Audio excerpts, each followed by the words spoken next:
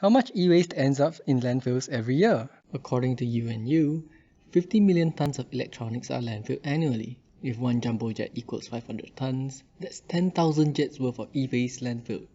E-waste alone contributes 70% of landfill toxic waste. Chemicals in e-waste, such as lead, mercury, and cadmium, leach into water bodies or are burnt, polluting the environment.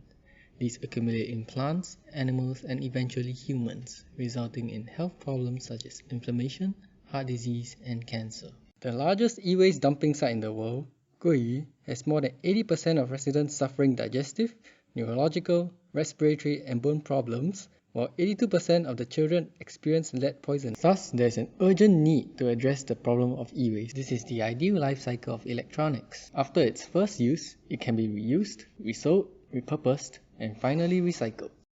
Precedence's part of the life cycle aim to alleviate this problem. However, the problem still exists as the deeper issue is the lack of participation. Of the precedences, some are difficult, inconvenient to execute, or lack monetary incentives, which result in reduced participation. Hence, we derive simplicity, convenience, and finance as the criteria that describe participation rate.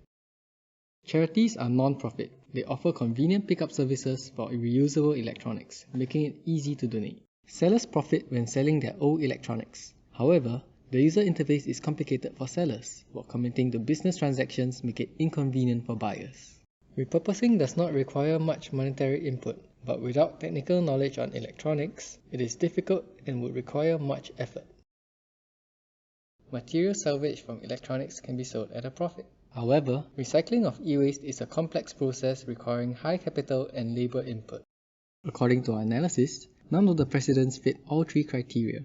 Fulfilling them is the key to increased participation. Only with this increased participation can toxic waste be reduced.